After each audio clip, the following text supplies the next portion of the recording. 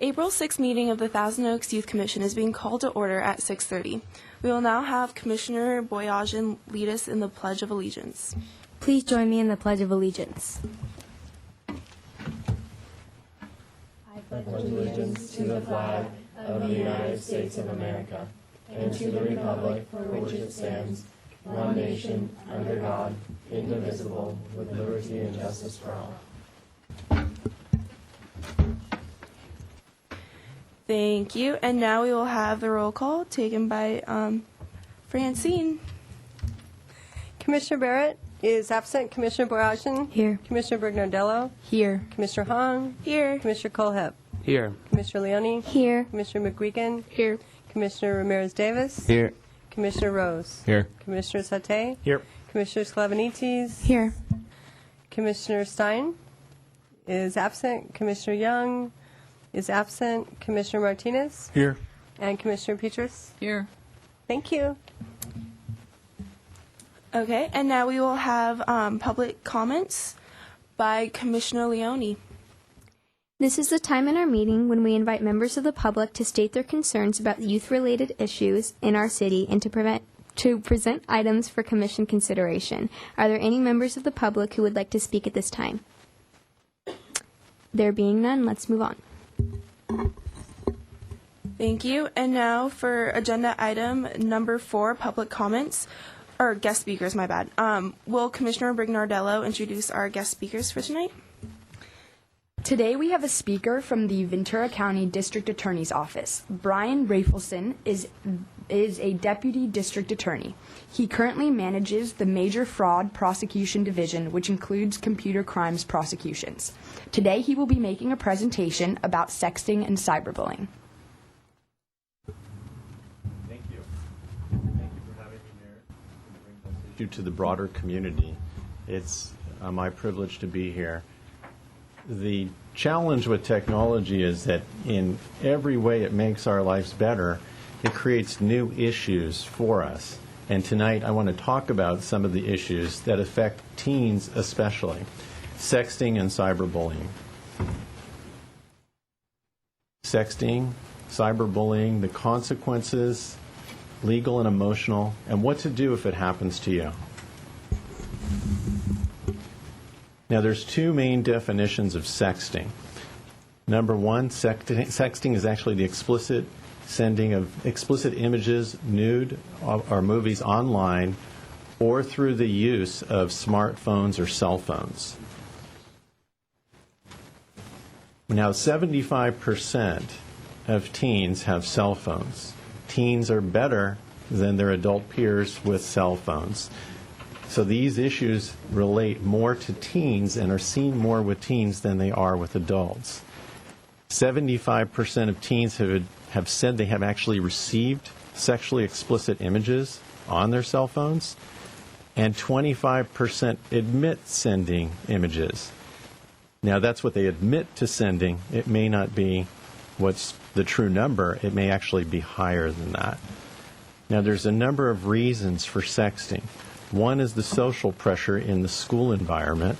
2, to impress a crush or somebody they're interested in.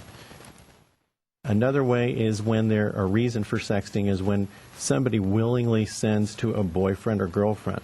Now, this is very problematic because today's boyfriend or girlfriend may not be tomorrow's boyfriend or girlfriend. And what they do with the images and where they send those images, once you've sent an image, it's completely beyond your control. And most importantly, teens not thinking about the consequences of the actions when they send the photos and not realizing what's going to happen. Now, there's a number of consequences that can occur from sexting. What are the emotional consequences of sexting? Now, these are some of the more tragic cases that have happened in the last couple of years when a boyfriend or girlfriend went ahead and they actually sent images after a breakup, and those images went to somebody completely unintended. In the Jessica Logan case, Jessica Logan committed suicide when her ex-boyfriend sent her photos to other girls. It made her life miserable. And Jessica went ahead, after sending images that she only intended to send to her boyfriend. And in the Hope Witzel case, Hope Witzel committed suicide when her photos that she had forwarded to a boy she was interested in were sent to other students. She was completely humiliated. She had no idea that those photos were going to go anywhere other than to the boy she was interested in, but he went ahead and forwarded them to other students. There's a number of other consequences besides the emotional consequences. The schools can discipline for sending sexually explicit images. So that's another consideration. Colleges and jobs and future employers can use the internet just as much as you can use the internet, and they can evaluate candidates. And if they have two equally candidates, you might want to ask yourself, who are they going to choose if one of those people have sexually explicit images on the internet? And remember, the internet is forever. These photos that you send, they're stored somewhere. And once you've sent the photos, they're completely beyond your control. Now, in Orange County, now there's one more thing before I get to Orange County. There's also criminal consequences for sexting. Sending child pornography is a crime. And that crime is actually committed by sending photos of yourself engaged in sexual conduct if you're under 18. Now, that's something that's significant because this does occur, and we will, if we're referred cases, evaluate each case based upon the conduct that's submitted to the district attorney's office. Now, this also would include not only sending the images, but actually producing the images of yourself and actually possessing the images as well. And the child pornography statutes are not misdemeanor statutes. Those are felony statutes with lifetime consequences. You certainly don't want to have a felony conviction on your record. This is not a good thing. Now, in Orange County, this goes to the point that the images you send are around forever. In Orange County, and that's true whether they're sent on a cell phone or whether they're sent via Facebook or MySpace or one of the social networking sites. In Orange County, a man hacked into somebody's computer using a malicious virus, and then he obtained personal information of 230 girls and women. 230 people were affected by one hacker. He stole images. Now, they had to create the images, but he stole not only personal information, but sexual images, sexually explicit images, and then he threatened the families to publish those images to the families and made some of these victims actually produce images or videos for his own purposes.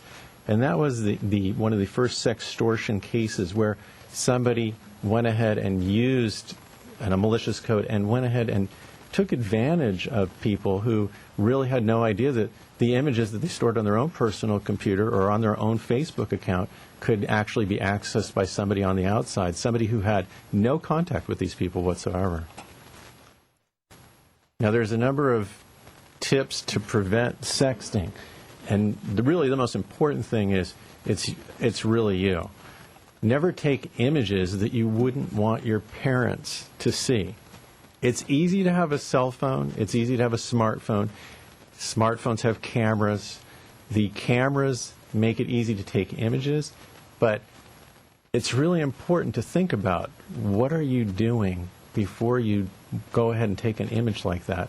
And in one of the cases we saw, a juvenile went ahead and sent an image from their parents' cell phone, and then an image, a sexually explicit image, was sent back to the parent's cell phone, and the parent ended up with an image that was intended for the girl, and so the control of the image was something that they really didn't have anything to do with. That once the point pressing the send button on the computer was done. So think about the consequences before you hit send on a phone. You can't have any control where that image may travel. And if you are receiving something that you think is inappropriate, it's something best to report to a trusted adult. Now, the next topic that we have to deal with tonight is about one of the challenges that we have with the new technology is cyberbullying. And cyberbullying is becoming all too common because it's easier to do than traditional bullying. Cyberbullying and traditional bullying are quite different. In the old days, bullying used to occur at school, and it was direct. It was face-to-face. There was a limited audience, and the bully ended up, maybe you get punched or your bullying was taking your lunch money. Today, bullying can occur anywhere at any time through social networking, through cell phones. It can be completely anonymous. It can involve a much larger audience, and the bully doesn't have to be physically stronger than the victim. And most importantly, the bully in a cyberbullying case takes your reputation. And what really does hurt more, a punch to the stomach or going to school and thinking everybody's making fun of you or everybody's laughing at you? Now, these occur more to teens because 73%, unlike adults, 73% of teens use social networking sites. 86% are active, posting comments on their friends' pages. 25% use their cell phones to update profiles, and about 33% of teens report being the victim of cyberbullying. And this can involve revealing somebody's personal information or embarrassing information. It can involve spreading lies and rumors about a victim, sending or forwarding mean text messages. It can involve posting of pictures of the victims without consent. And we also have noticed there's another phenomenon called internet polling, which it can involve asking who is the biggest nerd in the 7th grade or who's the ugliest kid at school. These are mean-spirited, just harmful, humiliating kind of things that kids are now exposed to. And it can be much more damaging psychologically and emotionally for children and kids and students than traditional bullying. And one of the things to note is that school attendance for the kids who've been cyberbullied tends to go down. Their performance in school tends to go down, and they also can suffer from depression for actually having been cyberbullied. Another thing to keep in mind is to guard your passwords. If you have a password, you need to be very careful about who has the password. It really should be you or a parent, and that's about it. There have been cases where people have given out passwords, and then what's happened is the person who they thought they could trust went ahead and used the password either to take personal information or to assume the identity of the person on Facebook or MySpace, and then went ahead and did things to embarrass the person whose password they had taken. So sending offensive texts or pictures while posing as the victim is something we actually have seen and prosecuted in Ventura County. Locking victims out of online accounts, the stealing of personal information and identity theft, and this certainly is criminal conduct that will be referred or is likely to be referred to our office.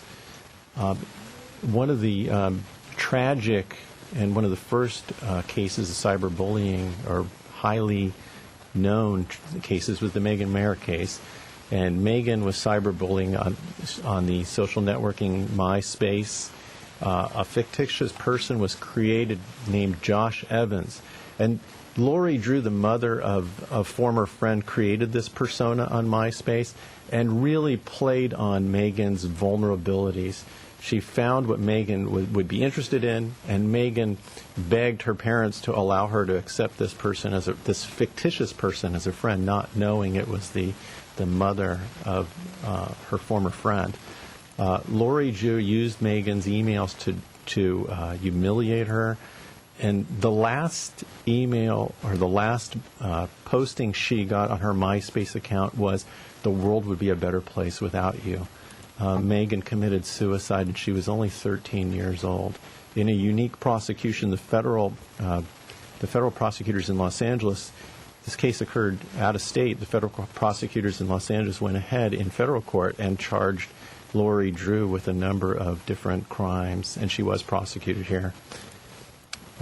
Cyberbullying also includes outing, which means sharing someone's secrets or embarrassing information online. And in the Tyler Clementi case, he was an 18-year-old student at Rutgers University in New Jersey. His roommate went ahead and put a camera inside of their dorm room, and Tyler was homosexual. He was having intimate relations with another friend of his. That broadcast on the internet, and this devastated Tyler. It just devastated him. He also was the victim of cyberbullying. He committed suicide, and at 18, somebody's life was lost over something that probably was intended as a prank, but ultimately had criminal consequences and certainly devastating consequences, both for Tyler and his family. If you engage in cyberbullying, you are subject to be removed from social networking sites. You can face school discipline, suspension, and expulsion. And in California, the legislature thought it was serious enough to actually address that issue by allowing for suspension and expulsion in the cases of cyberbullying. And you can be prosecuted for criminal conduct. So again, guard your passwords. Don't even trusted friends.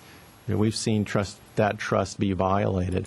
Don't lend your phones to anyone, and you could lose your phone. If you have information on your phone, you have to be cognizant or aware that if you lose your phone, there is information that could be accessed by others. Also, use different passwords and don't write them in your wallet or purse. And use the security settings on the social networking sites. You can block communication if you are the victim. You can restrict the people who send you communications. You can talk with a friend about bullying. And in the appropriate cases, you can report it to an internet service provider or a web moderator. And again, talk with this with a trusted adult if you are a victim. Talk with your parents, the teacher or school principal where you go to school. And in an appropriate case, and especially if there's any kinds of threats involved, that's something that the school resource officer at your school needs to know about. So these are all things that you can do and take action if you are a victim of cyberbullying. I thank you for your time. Just using a little common sense will make you a safer, make your experience on the internet and your experience with cell phones and smart technology safer. And it just takes a little bit of common sense on your part and a little bit of an awareness of the consequences. So I thank you for your time, and I certainly would like to answer any questions you have.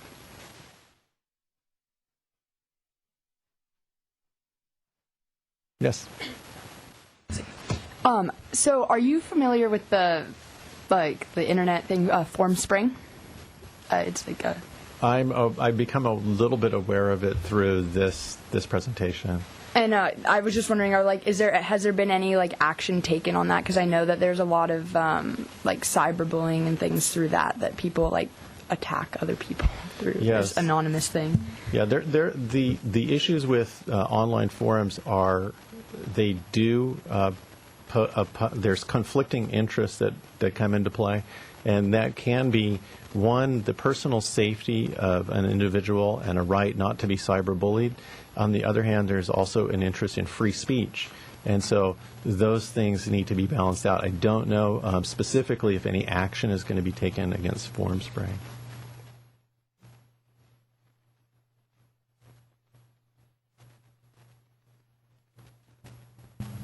Yes? So a lot of cases of cyberbullying are anonymous cases, and especially in the cases of FormSpring and stuff like that. So do you guys actually have people that trace the information back to who's responsible for it, or? We do, and we do have a high-tech task force unit in Camarillo. It's the Sheriff's Department, other law enforcement agencies, and the District Attorney's Office. And yes, they can work, and we do have close relationships with Facebook, MySpace, and the high-tech task force has gone back, and what can be or seem anonymous can be at times traced. Correct. Yes. Do you see most cases of cyberbullying or sexting in high school level or middle school? There's been a mix. I was before I became the major fraud supervisor, I was the juvenile supervisor. So I was responsible for the juvenile prosecutions. And so there was a mix between middle school and high school. Now, granted, there aren't that many cases that come to the district attorney's office on cyberbullying. Most of the cases are handled at the school level. Okay. And are there any programs that schools can invite speakers to come and talk to about this type of stuff in middle school so it can be prevented for later on? Do you know of any organizations that do that? I think if you contact NetSmarts and the StopCyberbullying.org, you can find references to speakers, and certainly we're willing to come and speak as well. Okay, thank you. Yes. The numbers from the poll, such as like 75% of people own cell phones and that, where did those numbers come from? There's numbers from the Pew Research Institute, which was one of the polling agencies, and I believe that the other numbers were from NetSmarts. I would like to invite the audience to ask any questions. There's a microphone over there, so pass it around. Well, thank you so very much. It was very informative, and I think we all learned a lot from your presentation. Thank you so much for coming. Thank you for having me. Thank you.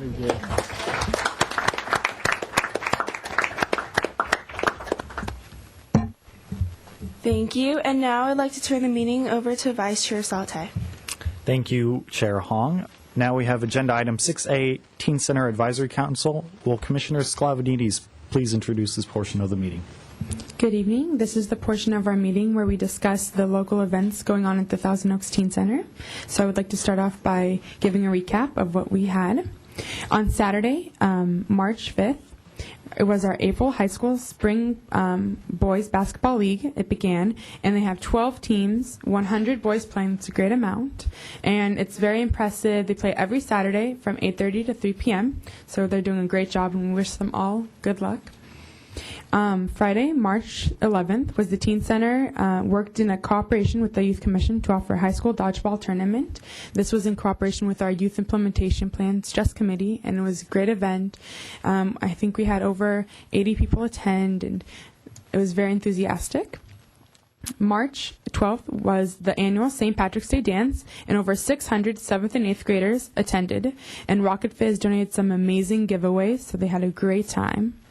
Saturday, March 18th, the Teen Center hosted the national tour, Love is All Around Us, featuring The Scene Aesthetic, He Is We, Plug-in Stereo, and Carter Husley. The talent was amazing at the show, and 300 high school students attended, which was fantastic.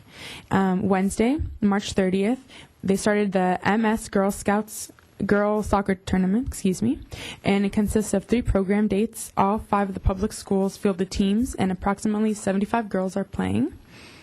And Thursday, March 31st, the Teen Center assisted the TO Police Department in providing community forum on heroin and prescription drugs use to parents and teens at the Thousand Oaks High School PAC. And approximately 150 people attended this worthwhile program, and it was a great event where police just got to talk to the parents and kids who don't know what's going on in the community with drugs and alcohol, and they got more informed about that, so that was very beneficial. And we have some upcoming events. Saturday, April 16th, the 7th and 8th grade Black Light Dance will feature giveaways from Rocket Fizz and from Disney. The first 100 through the door will receive free glow items, and doors open at 7 p.m., and it's $10 for admission, which is a great price for lots of fun and prizes. Wednesday, April 20th, the Spring Break Magic Mountain Trip. It's $5 registration fee and $30 a day of the trip, and you can sign up now at the www.thousandoksteencenter.com. And lastly, Friday, April 29th, the Teen Center is working with some local high school students to put together a Japan relief show. Proceeds will go to the American Red Cross, and the performing acts will include Blowing Up the Moon, The Material, Fly By Night, Rare Vision, and A Color for the Occasion. Doors open at 6:30 p.m. and admission is $10. So I encourage everyone to come and support what's going on in Japan, and that's pretty much it. So thank you. Thank you, Commissioner Sklavnides. Now we have agenda item 6B, Associated Student Government. Will Commissioner Colehep please introduce that portion of the meeting?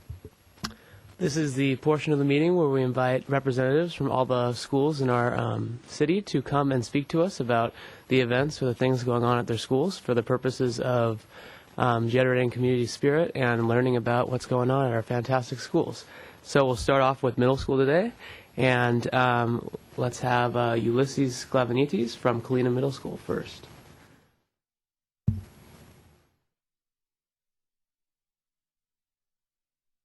Good evening. My name is Ulysses Sklavenites, and I'm a 7th grader from Kalina Middle School.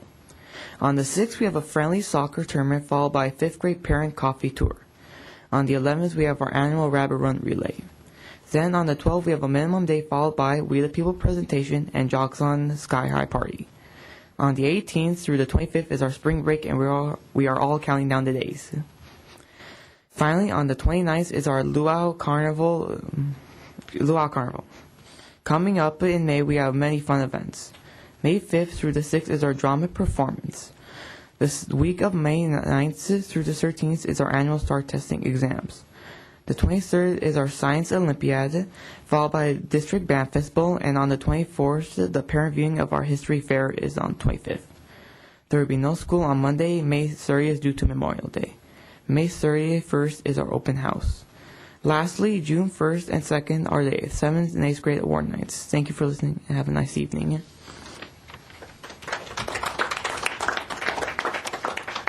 Thank you very much, Mr. Sklavenides. Next, we'll have Kayla Larson and Gillian Howe from Los Cerritos Middle School.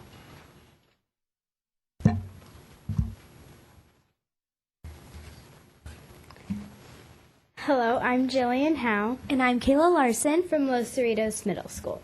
Congratulations to our 7th and 8th grade girls basketball champions. Both teams took first place in the Teen Center competition. Great job, Lady Leopards. Our amazing Los Cerritos choir musical cast performed The Day the Music Jived at the Thousand Oaks High School Performing Arts Center on March 25th and 26th. The show was wonderful. If you want to be a part of our Leopard crew next year, ASB and PSST applications are due Wednesday, April 13th. They are available in the counseling office or online. We are excited for many new faces in our leadership classes. PSST presents Shadow Day this Friday, April 8th. You can shadow your favorite teacher or administrator and follow them around for the entire day. Hurry up and buy your tickets since the spots are filling up fast. Today, April 6th, our 8th graders participated in the Ventura County Science Fair. Their posters were amazing, and we can't wait to hear the results. Maybe the next Einstein is out there. The Advanced Jazz Bag Spring Concert is 7 to 9 p.m. tonight, April 6th, in the LC Auditorium. Make sure to claim your seats. April 11th through 15th, the LC Spring Book Fair will be held in the auditorium. There will be many posters, school supplies, and books to buy, so be sure to check it out. April 18th through 25th is spring break. Everyone is extremely excited for the week of sleep and vacation. April 29th is the LCMS Talent Show in the auditorium. There will be pizza at 5 p.m. and the show will start at 7. Good luck to all of the participants. Also, on April 29th is the annual 5K run. It takes place first period to fourth period. The qualifying miles took place last week. Congratulations to all of the qualifying runners. Thank you and have a great spring break.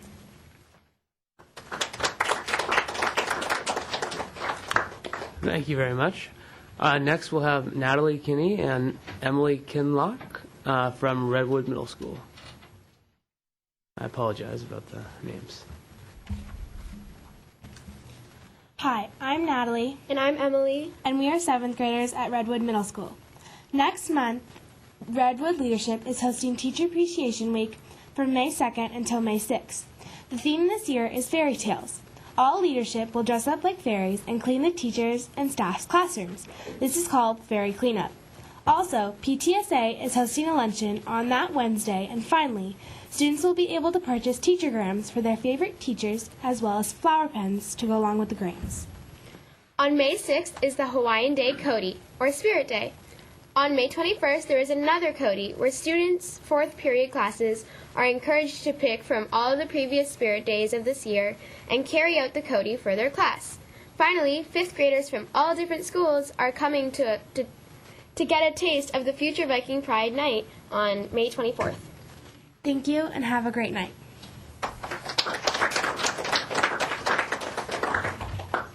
Thank you very much. Next, we'll have Katie from Sequoia.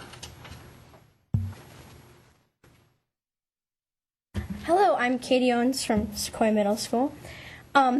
Just to recap, outdoor school was a lot of fun. My brother came back all psyched and singing camp songs and whatnot.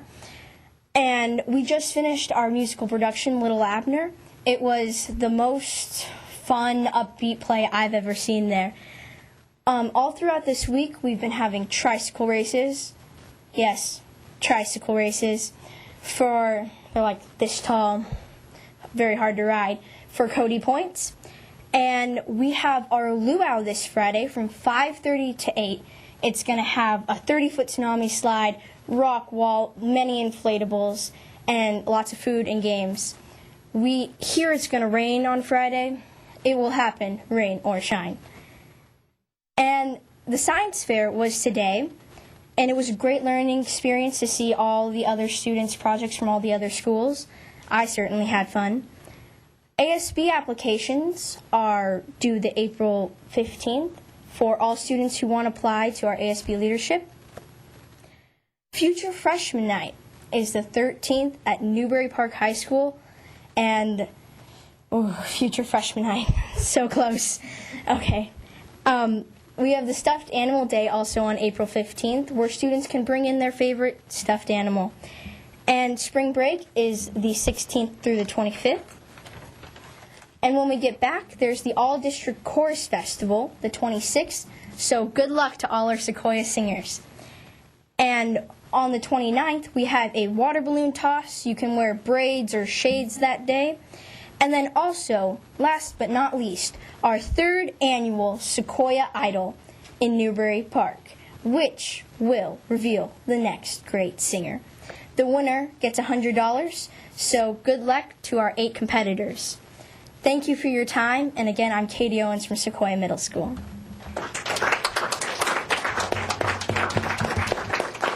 Thank you very much, Katie. Next, we'll move on to high school representatives.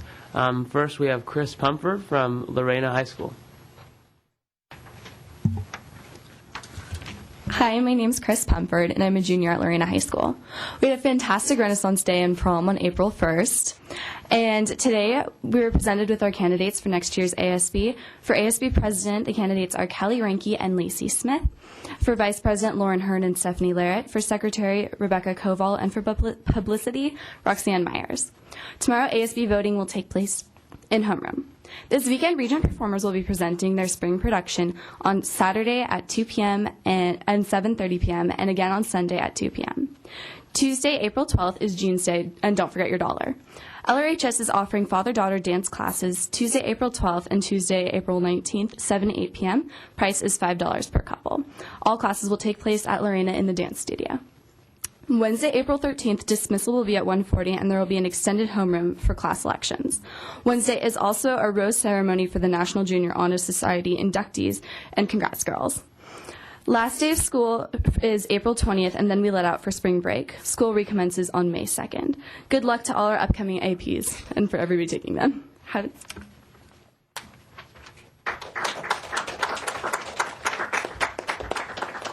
Thank you very much, Chris, and for that great reminder of all those wonderful tests. Next, we have Jacqueline Lee from Newbury Park High School.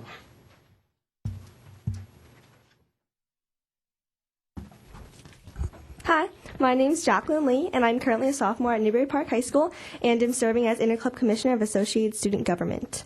Our 2011 prom, A Starry Night, tickets are now available online for $90. The prom will take place at the Air Force One Pavilion on May 21st.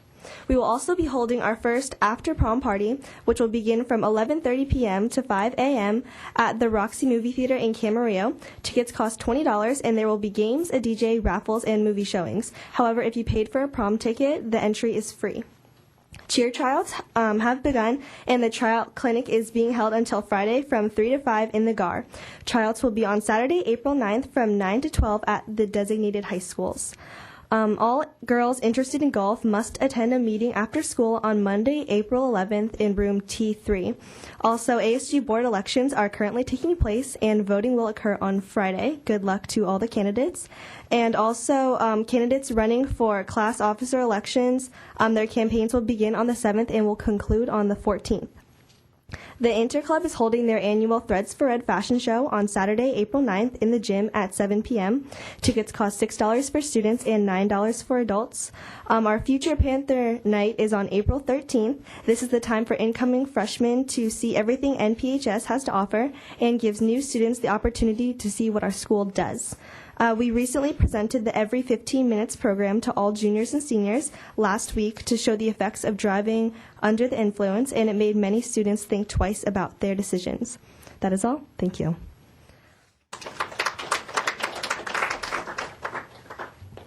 Thank you very much, Jacqueline. Our final representative is Aranza Sanchez Cruz from Westlake High School. Hello, my name is Aranza Sanchez Cruz, and I'm the current sophomore class president at Westlake High School. Last month, we had our spring dance at Newbury Park High School, and because our ASG class publicized, we had a decent turnout. And we thank Newbury Park very much for making such a wonderful dance a reality. A couple weeks ago, we had our ASG board elections, and we congratulate everyone who had the courage to run, especially our winners. And last Friday, we had a stoplight lunch rally, and we experimented with a few new games and publicity strategies. Our Student Recognition Committee is currently working on celebrating Academic Decathlon Team for coming in second place in the county and Mock Trial for making it to the state competitions. And our character trait of the month is optimism, and at the end of this month, our committee will choose the people who best exemplify the trait, and they will receive some prizes. Staff Relations is currently working on Staff Week, and the Elections Committee is organizing class officer elections. And anyone who wants to come and vote can do so during lunch in the Wigwam, and the winners will be announced on Monday. Next week, during lunch, we will have blood drive sign-ups, and that is for anyone who is interested and meets the requirements. And on April 13th, the freshmen will have a Shave It fundraiser on campus. And on the 27th, the sophomores will be selling Sweet Arlene cupcakes during lunch. And thank you.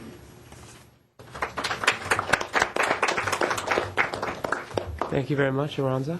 Thank you to all the representatives for coming today. You guys did great, and it was great hearing all about your guys' schools and all the wonderful things you guys are doing. Thank you for coming to report to us. Thank you, Commissioners. I'll now turn the meeting back to Chair Hong. Thank you. And now for Agenda Item 7, Project and Event Reports and Announcements. Will Commissioner Rose update us with the youth implementation? Yes, of course. All right. Our last youth implementation meeting was on March 9th, so it was quite a while ago. I want to start by recapping because I'll be honest, even I'm having a hard time remembering some of the things that went on. So if we could start with Commissioner Ramirez Davis with the Stress Committee. So for the Stress Committee, the last time we had a meeting, we were getting ready for our dodgeball game that we did in cooperation with the Fun Committee. That was March 11th, so it was 2 days after. That was a big success, and thank you to everybody who came out and played dodgeball with us. We also went over whether or not we were going to do a video to kind of show the effects of teen stress on teens and like where it really comes from. That's still to be announced, and we're still kind of in the process of that.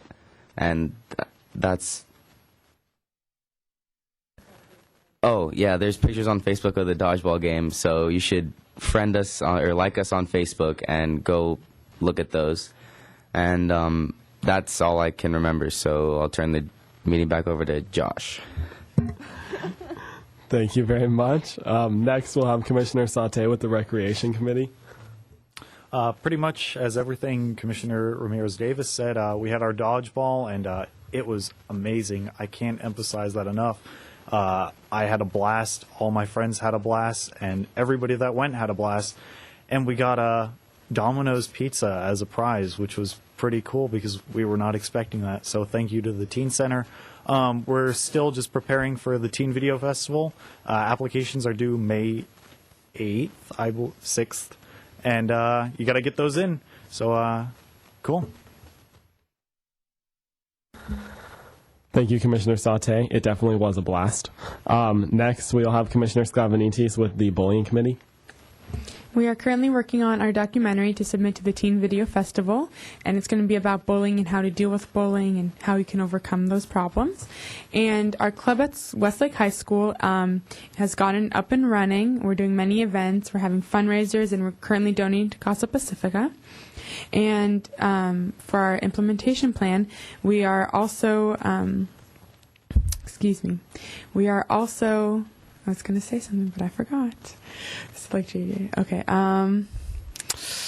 That's pretty much it for now. I'm sorry. I can't remember the rest.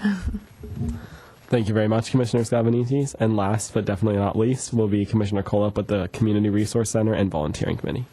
All right, so right now my committee is working on a few different things. As I said a few times before, our plan was submitted and reviewed.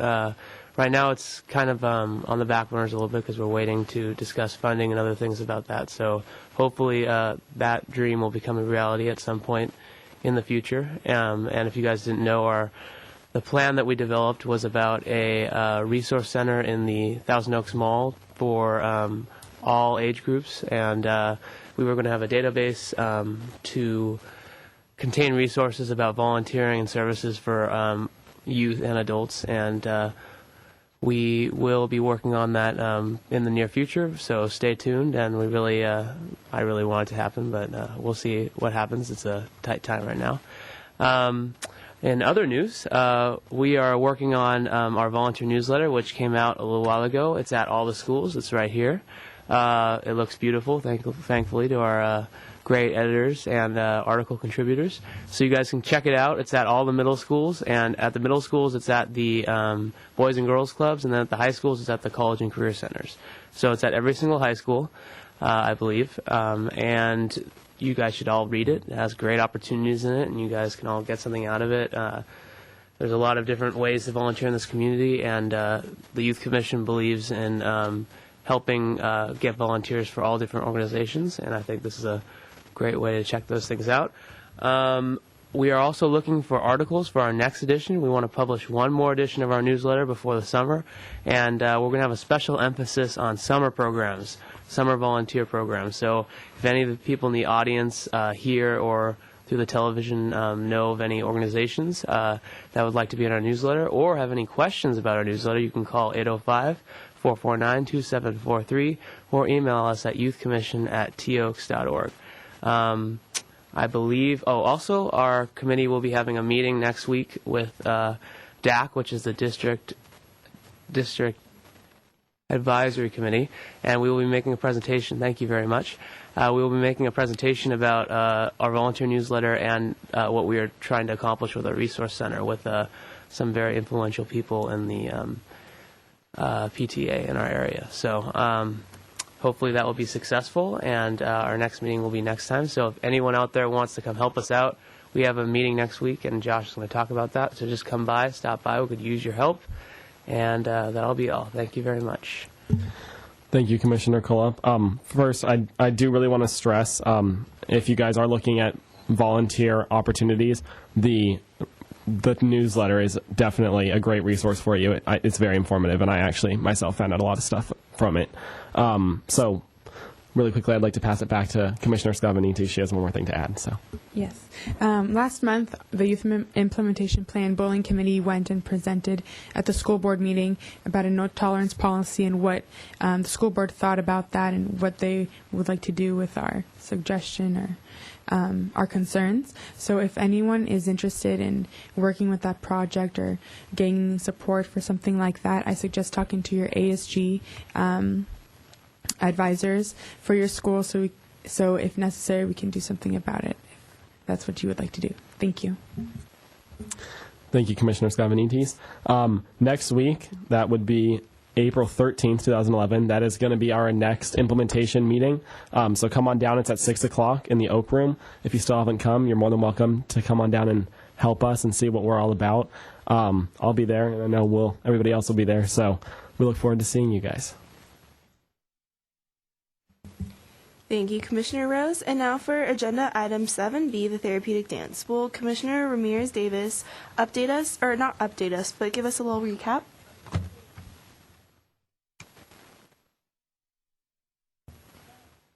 Okay. So the therapeutic dance was March the 26th, and it was great. We had so many people come, and seeing everybody get dressed up for having a dance, or for the dance was just great. And just kind of a background on what the therapeutic dance is. The therapeutic dance is a prom night for children with special needs, and or children and adults with special needs. And we had a great entertainment. We had some Tang Sudo fighters do a little skit for us, and that was great. And just the atmosphere and everybody was dancing. It was just a really good time. Thank you. And now for agenda item 7C, the Youth Recognition Awards. Will Adult Commissioner Petrus summarize what's going on in that area? Thank you. The youth recognition interviews were really amazing.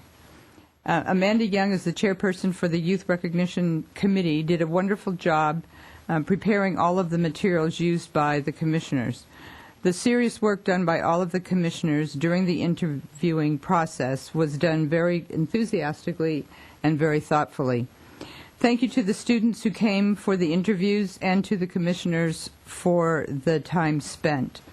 The community can be very proud of the Caneo Youth volunteers, and the Youth Recognition Award ceremony will be May 18th. Thank you. And now, will Adult Commissioner Martinez inform us about agenda item 7D, Caneo Teen Video Festival? Thank you very much. Again, we have 1 month to go, about 1 month to go until the deadline, May 6th, for all the teens out there for in and around the Caneo Valley to turn in your video entries for the 2011 Caneo Teen Video Festival. Dun, da, da, da. So it's finally going to happen here. It's big and it's awesome. I encourage all teens out there who are looking at me right now, can hear my voice, to enter. If you like making movies, interested in watching movies, like having your movie seen by your friends and family, this is the time to do it. If you have any questions out there, please call me, email me. My phone number is at the Teen Center, 494-5156. You can email me at pete@crpd.org. And I wanted to also mention that we have an award show on June 30th at the Civic Arts Plaza Shear Forum Theater. And that's a lot of fun. It's like the mini Academy Awards for teens. We're going to have special guests there to give prizes out, which, may I say, one of the top prizes is a $500 cash prize. Yes, a $500 cash prize. That's awesome. And other cool cash prizes, as well as great gift certificates. Now, just a reminder for those teens that we do have categories for documentary, fiction, animation, and music video. We have awards that will be given out for Best Documentary, Best Music Video, Best Screenplay, Best Animation, Best Cinematography, Technical Achievement, Actor, Actress, Most Original, Best Video for under 15 years of age, and overall Best Video as well. So again, please, I encourage everyone out there for teens, middle school and high school alike, in and around the Conejo Valley, enter this festival. You won't be sorry. You'll only be happy, and it's a great experience. And call me. I'm waiting for your calls. I'm getting calls right now. Also, one more thing is a big question about music and copyright music.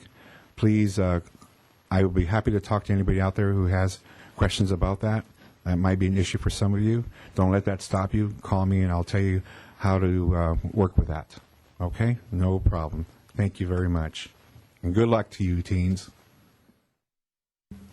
Thank you. And last but not least, agenda number item 8, Commissioner comments. Will Commissioner McWegan start these for us? Okay, this is the last portion of our meeting where commissioners can provide any information, comment, or announcements which no action by the commission will be taken. At this time, are there any commissioner comments? Commissioner Colhup.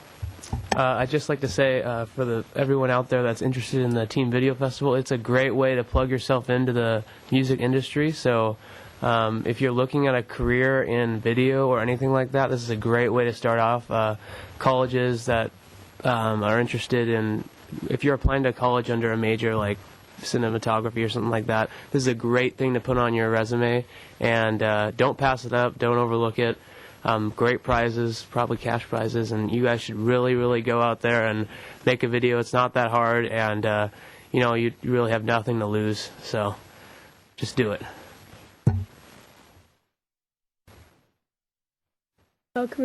Commissioner Rose. I just wanted to point out that the pictures of the therapeutic dance are on Facebook. So again, go like us on Facebook, and you can see all the pictures of the dance and the work party, which are very comical. So I do suggest you see them. Commissioner Ramirez Davis. And just one more thing about the therapeutic dance. My co-chair, Hannah Barrett, did so much behind the scenes just to get that thing up and running. So I just want to commend her for all her performance, even though she's not here. Commissioner Hong. And Chair Hong. And for all of you that are interested in the Youth Commission, we are now accepting applications, and the applications are online at www.toaks.org, and you can find them on there, print them out, and then they're due April 18th, which is in 2 weeks. It's on a Monday, and they are due at the city clerk's office, and part of the application also entails an interview. So if you are interested in any help with an interview, we know of the Conejo Youth Employment Services, which can help you prepare and practice for the interview. If you want, we have their phone number. You can call them at 805-496-6868 or email them at yescyes1422@gmail.com. Thank you. Commissioner Sklavenicis. I would like to congratulate everyone who was nominated for the Youth Recognition Awards. It's an honor just to be nominated and go through that process. Everyone did a great job. And I would also like to wish luck to those running for school elections. I'm being one of them, so crossing my fingers. And lastly, I would like to wish my brother a happy birthday. He's 13 today. So good luck. And I'm very happy for you. Thank you. Commissioner Sauté. Do you like stuff? Do you like garage sales? Well then, April 9th, this Sunday, we are having a April 10th, I'm sorry. I can't count. April 10th, we are having a garage sale at the Senior Center, right next to the Teen Center, and all proceeds will go for cash prizes to the Teen Video Festival. Cool. Adult Commissioner Martinez. Yes, going back to the Teen Video Festival, I forgot to give the website address. It's if you want to get a copy of the application and to sign up, please go to www.conejoteenvideofestival.org. Thank you very much. Okay, and if you would like any information about this meeting or anything on the agenda, you can call us at 805-449-9600 2743. You can also email us at youthcommission@toaks.org. Check out our website at www.toaks.org/youth, or check out our Facebook, Thousand Oaks Youth Commission. So, there being no further business to come before the commission, the Youth Commission meeting is adjourned at 7:25 until the May 4th meeting.